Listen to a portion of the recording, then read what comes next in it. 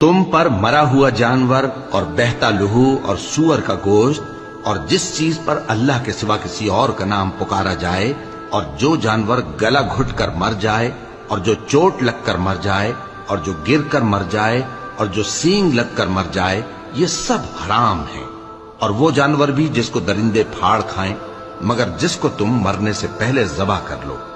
اور وہ جانور بھی جو غیر اللہ کے آستانے پر ذبح کیا جائے، اور یہ بھی کہ پانسوں سے قسمت معلوم کرو، یہ سب گناہ کے کام ہیں۔ آج کافر تمہارے دین سے نا امید ہو گئے ہیں تو ان سے مت ڈرو اور مجھی سے ڈرتے رہو۔ آج میں نے تمہارے لیے تمہارا دین کامل کر دیا ہے اور اپنی نعمتیں تم پر پوری کر دی اور تمہارے لیے اسلام کو بطور دین پسند کر لیا۔ ہاں، جو شخص بھوک میں ناچار ہو جائے بشرطے کہ گناہ کی طرف مائل نہ ہو تو اللہ بخشنے والا ہے، بڑا مہربان۔